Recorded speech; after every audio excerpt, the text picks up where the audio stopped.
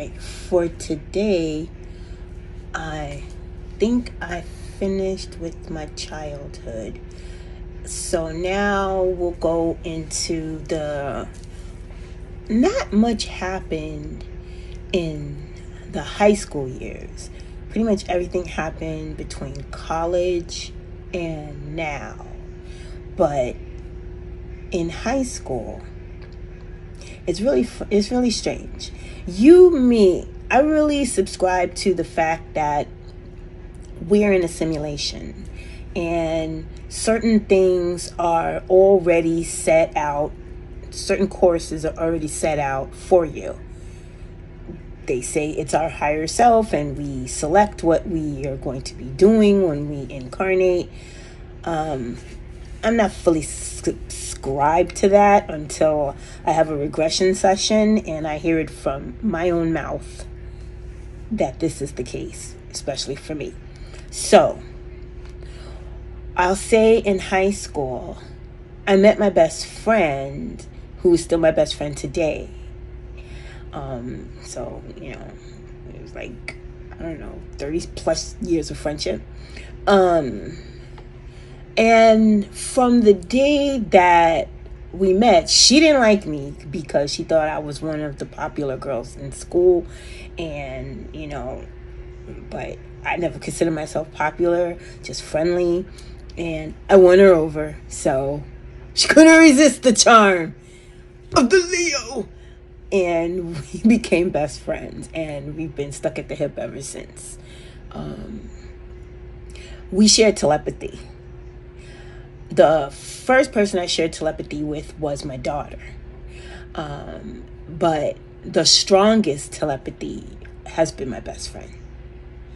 Like, all through high school.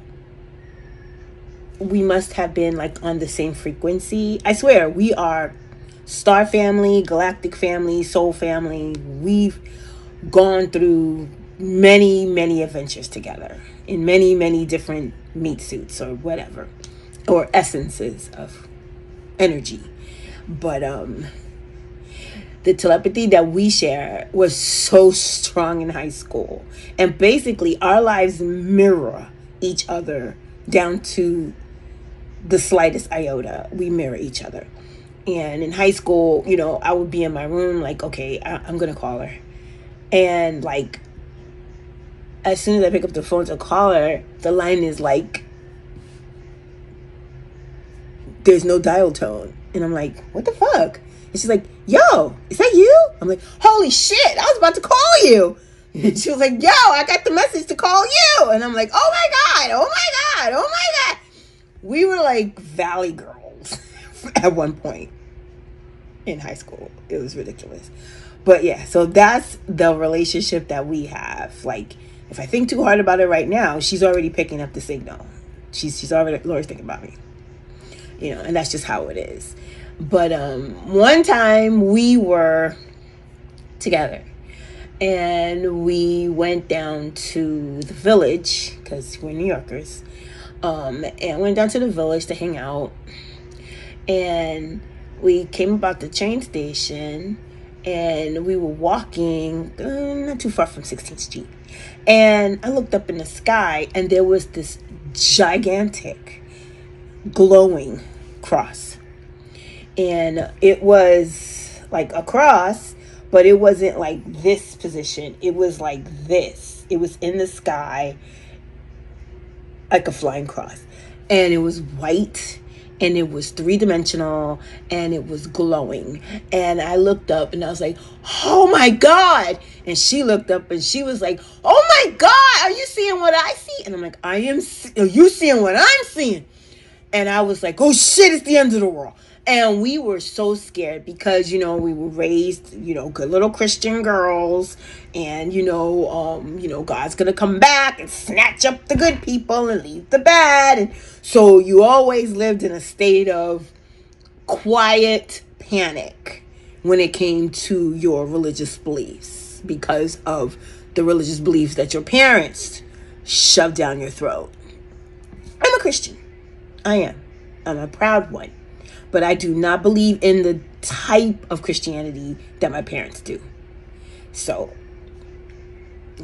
all that fear mongering and, oh my God, you're going to be left behind and all this bullshit. No, I do not subscribe to any of that anymore. But anyway, so here we were petrified. I'm like, oh my God, it's the rapture. We ran back into the train station, screaming, like, oh my God. Ran back into the train station. Here we are, like, holding each other, shaking boots, and like, oh my God, did he come? Why are we still here? It was just a real bone-shattering moment in our lives. But the thing is, we both saw it at the same time. So that is corroboration that there was a gigantic floating cross, 3-dimensional, in the sky. Knowing the things that I know now that I did not know back then, it was some type of a craft. I remember watching some program where the guy was talking about how, like the ancient soldiers, and they saw flying crosses in the sky. One of the guys saw a flying cross, and that's how Christianity, got to become, the Roman thing or whatever. And I'm like, yeah, if I would have saw that back then, I'd have been like, that's a sign. Oh my God, yes. Because now, we saw it in 85. We saw this thing, and we thought the end of the world had come. So it was some type of a craft in the shape of a cross, laying flat, just hovering. Now, the thing about it is that, what I know now is that you have to be resonating on a particular frequency to see craft. And pretty much they have to want you to see them unless you caught them off guard. I catch a lot, I think, off guard. So the both of us were resonating at the same frequency to see this physical thing in the sky above us. I didn't hear any sounds outside of regular New York City sounds. It was just there, floating in the sky. And I'm like, oh my God, thinking back, I'm like, how come there wasn't like total panic in the street? How come no one else was seeing this thing? We didn't think about those things back then. It was a us experience. And thinking back now, it's because whomever didn't see it wasn't resonating at that frequency to see it. So whatever it was, whoever was operating it, whoever was inside of it, I don't know. I have no guesses. I have no intuition about that craft. Who was inside of it? Was it humanity? Was it beings? Was it soul, galactic family? I don't know. But we were both meant to see it, and we both saw it, and we both freaked the hell out. So, I guess that's confirmation. My light dimmed. That happened in high school. High school wasn't really supernaturally charged. Because during high school, we lived off a Loring place here in the Bronx, where the parents rented a section of a private house. So there was nothing supernatural in that house. Nothing like the former house, the house that they owned. Except my mom, getting back to this religious thing, my mom, she used to go into the Santeria shops, Santeria shops, and get her candles, and, I guess they dressed the candles and all of that. She had this, like, gigantic statue of Jesus. I can't tell you how many nightmares. I love Jesus. I love Yeshua. I am one of his devout, loving angelics. But, dude, that thing was scary as it was big. It was like, I don't know, about that big, big. And I'm like, with the, with the palms out, with the blood in the palms, and, the robe, the red robe, and the whole shebang, this statue. So, and knowing what I know now, my mother had an altar, and her husband, they had an altar. It was a Jesus altar. Now, my friends in spirituality, they too have altars, maybe altars to the ancestors and things like that. I don't create altars to any being. I don't. I just won't. Not even for Jesus. I don't do altars. It's not my thing. I give graciousness and gratitude to my angelics, to my ancestors. I do not make altars to them. In fact, the only statue is like a mini one, about this yay high, of Anubis. Because for some reason in high school, I have always felt that Anubis was my relative. He was my brother. So looking into things now, I think his name was Wepawet. Wepawet was Anubis's brother. I feel that I've lived a life as Wepawet. I have an extreme closeness to Anubis, the god Anubis. Also in high school, the only things that kind of stuck out to me, I always wanted to start a Christian rock group called Seraphim. I wanted to be the lead singer. And this was just a big thing for me. I just needed to have this Christian rock group. It didn't come about, but it was always desired, and it was always going to be named Seraphim. Come to find out, in the now time, that's one of the energies that I started out as, is Seraphim. And I always had this love of singing songs to God. And I remember when I read the section in the Bible of what the seraphim do, because they're close to God. They're in God's presence. And they're singing, holy, holy, holy, Lord God Almighty. And they're singing this and the rest of it. And they're just singing it. It's day and night. It's day and night. It's day and night. And I just resonate with that. I just do. I big time resonate with that. So that is something that I've experienced as part of my soul's journey, is an energy seraphim. In fact, fast forwarding, because like I told you, I can't do this linear. I'm trying to do it as linear as I can. It's just really hard. I don't live a linear life. Fast forwarding to 2020, which I consider the time my awakening. Even though I've had lots of extraordinary things that I haven't gotten to yet that's happened to me along the way, 2020 is where I feel was my awakening. And the only reason why I feel it was my awakening was because of the extraordinary amount of pain. I don't get sick. I don't catch colds. I don't get flus. I don't get fevers. I don't get sniffles. I don't get it's just not a part of me. It's not a part of me. Could be DNA related. I don't know. It's just, I don't get sick. So 2020, just before COVID dashed onto the scene, even though I believe it was here way earlier. But anyway, before the Ovid came into the scene, I had great pain.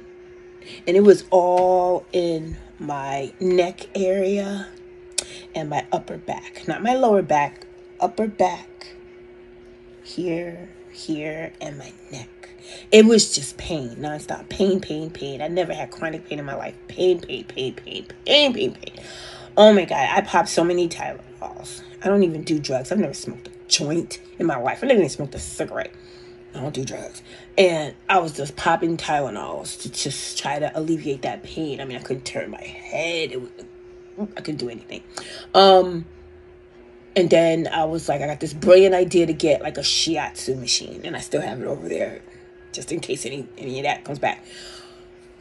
And I put the shiatsu machine on my back. And just, I caught a traffic ticket because of this enormous amount of pain. I was coming up this, I was coming across the expressway and I was going way too fast, right in front of a cop. And the cop was like behind me, and then he pulls me, because I went to Walmart to try to find a machine, and he, whoop, whoop, and I'm like, oh man, I am in too much pain for this type of bull. Pull into the parking lot at Walmart, and he's a really nice gentleman, a really nice young sheriff, and he was like, ma'am, you were speeding, you was right in front of me. I was like, I understand, and I told him how much pain I was in, and could he please walk a little bit more this way, because I can't turn my head and everything. So yeah, he was like, yeah, just go in, and they'll reduce it and blah blah blah. 'Cause only I would speed in front of a sheriff. But anyway, that pain was so great. So you can just see, I caught a ticket because that pain was great. I was just trying to get to someplace where I can buy relief. Come to find out that started my journey, my spiritual journey.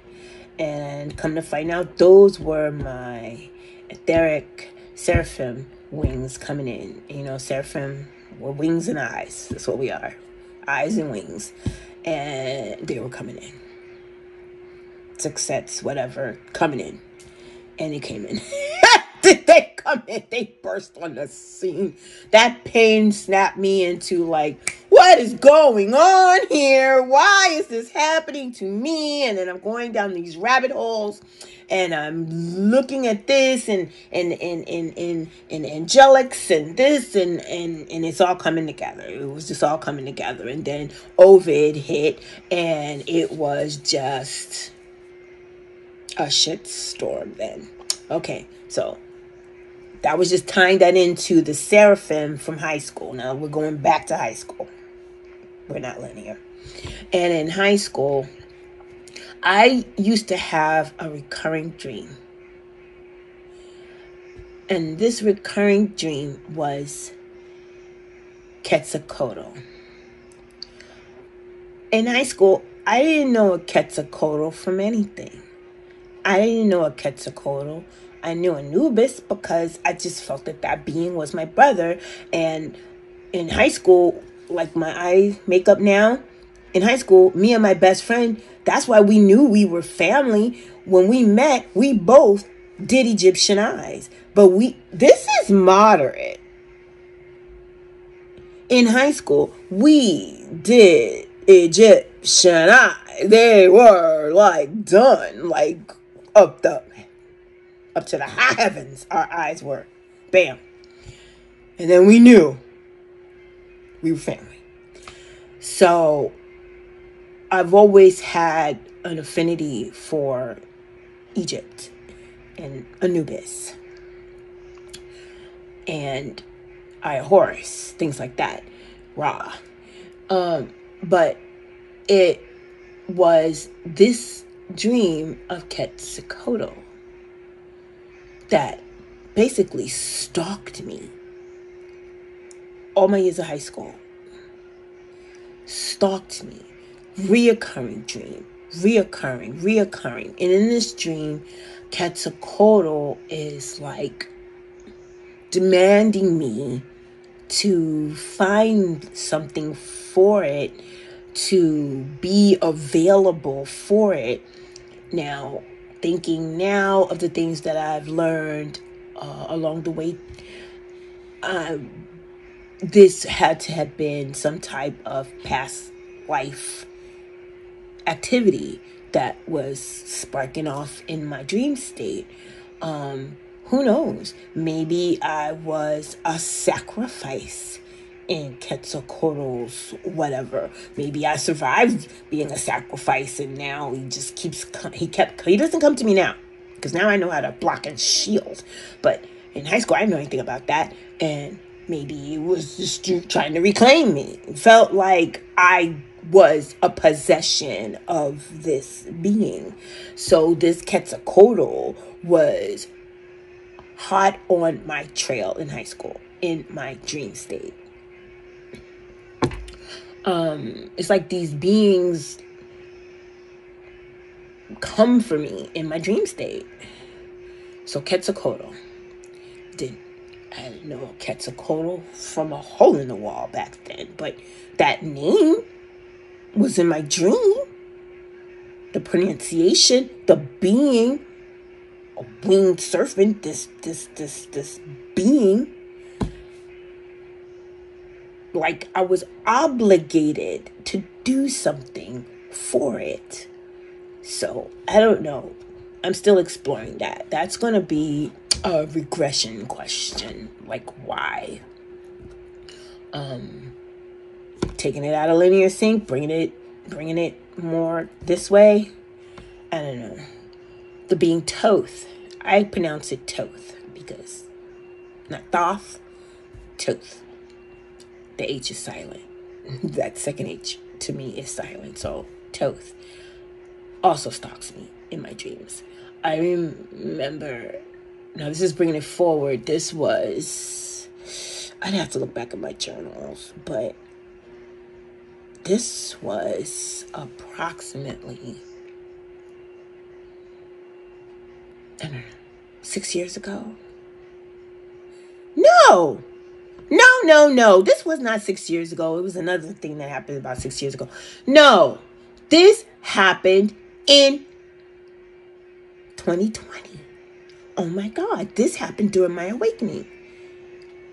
This was after the incredible pain of these wings coming in. This was like maybe late 2020. Late 2020. Not quite 2021. I was preparing to go to sleep. And I decided that I wanted to astro project in my dream state to Mount Shasta. I wanted to explore Lemuria. And I had set my intention before I went to sleep, and this was where I was going to go, because I do a lot of astral work. I do a lot.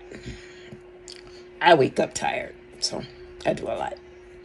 And this is where I set my intention for, Mount Shasta. And it's like as soon as I was like going into that theta, I was literally hijacked. My consciousness, my etheric body, my astral body was literally hijacked from heading towards Mount Shasta. Because usually I just like bilocate. I don't like fly places. I don't ever have dreams of flying. And when I'm in my astral, I don't fly. I'm just here, there, here, there, here, there. I don't fly. No. When I slid out into the astral, it was a physical grabbing and yanking me. Grabbed and yanked my astral ass to Egypt. I looked around and I am hovering in the sky. My astral is hovering. I'm hovering in the sky. Right in front of the Sphinx, and then the Great Pyramid is behind. And right next to that is like this 60, 80, 100 foot, 200 foot, humongous Toth. And he's talking to me. and his voice is booming, and he's talking, and one green tablet, one emerald tablet was spinning, and it was gigantic. And it was like not spinning fast, but slowly spinning. And I'm like in the air, and I'm like about at I guess another confirmation. I'm about like at Toth's neck area, throat area. Maybe I was like in the throat chakra area, hovering there, looking at him, angry as fuck. I was so angry. I was cursing out this enormous being for hijacking me, shanghaiing me to Egypt when I deliberately wanted to go to Mount Shasta. Like, I wanted to go to Lemuria. And, like, it's like Toad said, no, you're an Atlantean. You come here. And just pulled my astral. I mean, I physically felt the pull. It was like, whew. And I'm like, holy shit. And he's talking to me. And this emerald tablet is slowly rotating. And I am angry as fuck. I am cursing him out 7 ways to Sunday. And then I see the Sphinx, and then I float over. It's not like I was flying like Superman. I float over to a particular area of the Sphinx, and then I know why he yanked me here. I can't go into more details of that encounter, but yeah. So these big beings, these mythical beings, come to me. And I'm like, why? And Tota, I was really mad at him. I'm still pissed. I am still pissed. I am still pissed at that being for hijacking me, from stopping me from doing what I wanted to do. I have free will. Hell, this is my life. I go where I want to go. You don't just yank me to Egypt. I mean, in the physical, I've never even been to Egypt. I could have went in high school. Bringing it back to high school. My dad, in the church was going to Israel, Egypt, and Paris, France. I wanted to go. This was happening in my senior year. I graduated when I was 17. And I was like, Mom, I can go. I can make up these courses. I can still graduate on time. This is a once-in-a-lifetime trip. I might not be able to get to these places as an adult. When you're an adult, you gotta adult. You don't just got time to go caravanting all over the countries, the nations. And she was like, no, because my mother never went anywhere. She never traveled. She never left the United States. She never went to any other state other than North Carolina to New York. She lived a very closed off life. I mean, I don't blame her for being abducted from the age of 4 or 5 for the course of your life. I mean, I guess you'd be scared of your own breath in a wintertime. But you don't stop your child from a once-in-a-lifetime trip. So I could have already had that under my belt. I could have had my passport, had that stamps on it from Israel, Egypt, and Paris, France. My dad had a fantastic time in Egypt, a fantastic time in Israel, and in Paris without me. Anyway, I still haven't gotten there yet. That is on my bucket list, is to get to Egypt. Their code's there for me. That's all I'll say about that. So that was high school. The Seraphim, the Quetzalcoatl, the circling around to Toth, messing with me back then, and then about 3 years ago in 2020. I think that's all for now. But all of those scenarios are regression material questions for sure. It's like, what do you want with me? What messages are you trying to give me? I'm pig-headed. I'll only learn the lesson when I'm ready. You can't force me into these things. I don't care who you are. So, I don't know. Still trying to decipher those encounters, those experiences. But yeah, that Toth one, that pissed me off. I had never been hijacked in my astral like that before in my life. It was just disorienting. You're intending to go this place, and then you feel. I mean, how do you feel your astral body get yanked? Like Shanghai, like human trafficked. He trafficked me to Egypt. I know I was pissed. I was cursing him out in the air. Only my life. Only my life.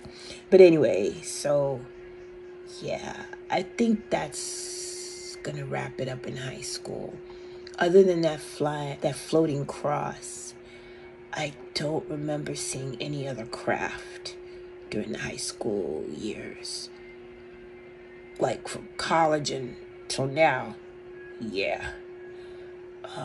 But high school, I think that floating cross was the only craft I saw, corroborated by my best friend, who also saw it too. So that's gonna be this episode. I hope you enjoyed it. Thank you for listening. I mean, you got an extraordinary story? Contact me. We all need to share our information, our experiences, because it's maybe something I said will activate something in you to remember, or an experience, or you know, we have to activate each other. So hopefully something I said tonight has activated someone out there to be able to open up their throat chakras and share their information. The more we share, the more we can try to work this all out and understand our missions, understand what we're here to do, and, you know, just spread the love. So spread your love and your light. Stay protected.